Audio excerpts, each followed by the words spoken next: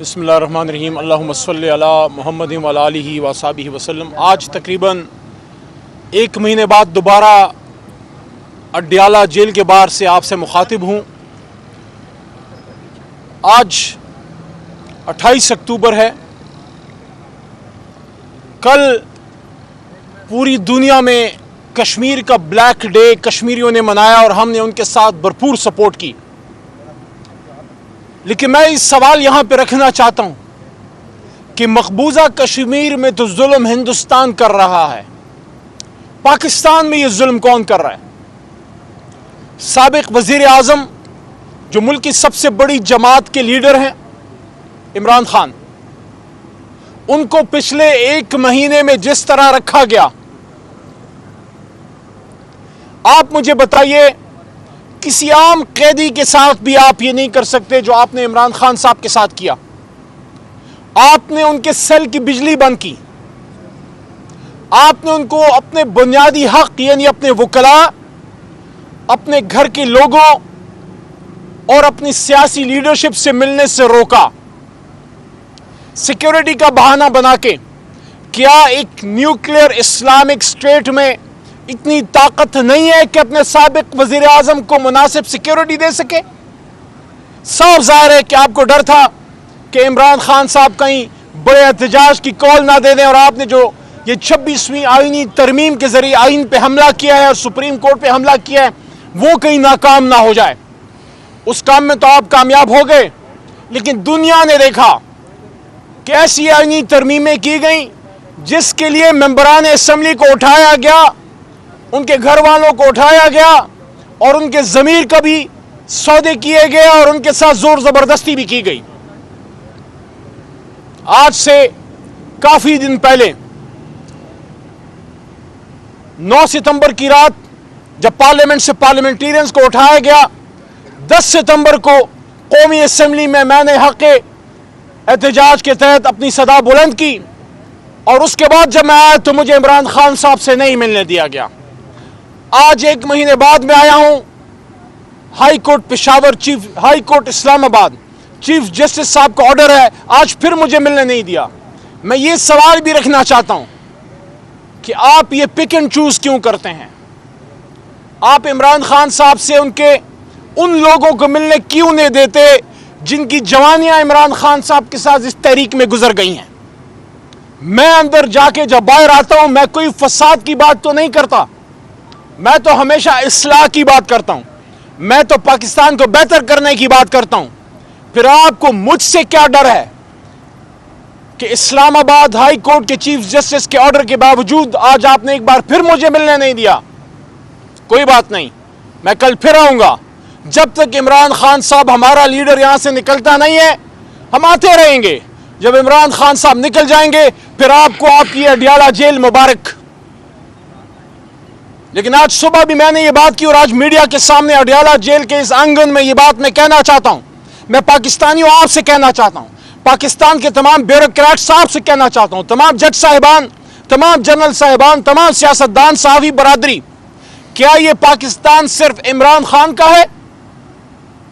کیا ادھر جو ظلم ہے، جو بربریت ہے، پاکستان کو ٹھیک کرنے کا ٹھیکہ عمران خان نے لے رکھا ہے اور صرف تحریک انصاف نے؟ باقی سب کی کوئی ذمہ داری نہیں؟ آپ نے عمران خان صاحب کو 2 سال سے حکومت سے نکالا ہوا ہے، 450 دنوں سے زیادہ ہو گئے جیل میں ڈالا ہوا ہے، ان سے کسی کو ملنے نہیں دیتے۔ ہماری حکومتیں آپ نے ختم کی ہیں تو اب چلا لیں پھر پاکستان کیا چل رہا ہے؟ کیا پاکستان بہتر ہو رہا ہے؟ کل جو رپورٹ آئی ہے پاکستان دنیا میں ہر میدان میں پیچھے جا رہا ہے بدقسمتی سے، ہمیں اس پہ خوشی نہیں ہے۔ آپ انڈیکس دیکھ لیں لا اینڈ جسٹس کا، پاکستان 142 ملکوں میں 130 کے بعد ہمارا نمبر آتا ہے۔ شرم کی بات ہے۔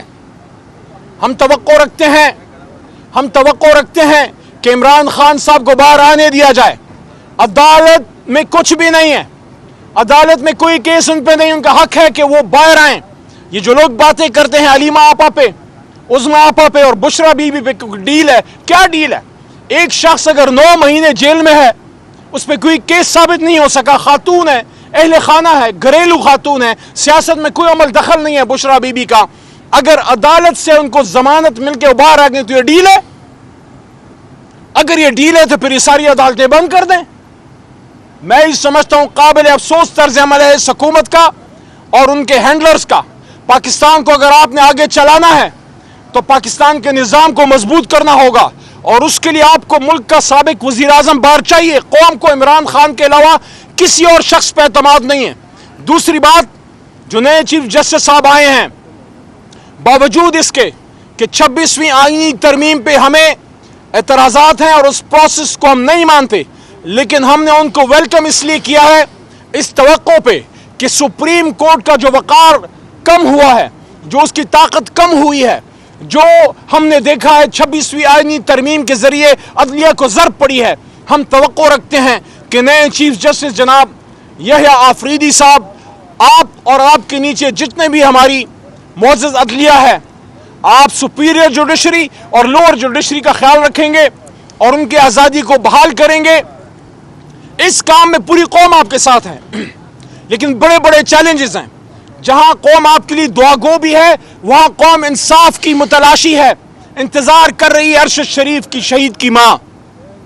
6 जजेस जिन्होंने लेटर लिखा था कि उनको ब्लैकमेल किया गया इस्लामाबाद हाई कोर्ट के, वो इंतजार कर रहे हैं कि इंसाफ होगा।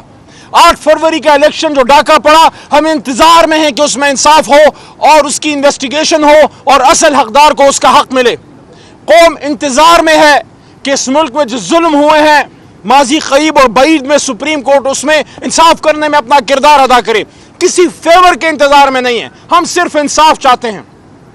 और आखिर में फिर ये बात करना चाहता हूं, इमरान खान साहब को जेल में डाल के देख लिया, उनकी पार्टी को तोड़ के देख लिया, उनके जमात से निशान को छीन के देख लिया। ये निशान भी एक चैलेंज है कि तहरीक इंसाफ के उसका निशान वापस मिले। आप पाकिस्तानी अवाम से नहीं जीत सके, अवाम ने निशान चुन चुन के और अपने इलाके के मेंबरान का पता कर करके उनको कामयाब किया और 180 के करीब सीटें हमें दी। मैं दोबारा ये कहना चाहता हूँ, पाकिस्तान को अपने अब चलाना है, इमरान खान साहब को बाहर लाएं। ये मजाक मजीद नहीं चलेगा, कौम अब इस जुल्म को मजीद बर्दाश्त नहीं करेगी। खान साहब को बाहर आना चाहिए और तरीके इंसाफ का जो मैंडेट है उस मैंडेट को वापस मिलना चाहिए, तब ये पाकिस्तान चलेगा, वरना फॉर्म 47 से पाकिस्तान नहीं चलने वाला। बहुत शुक्रिया।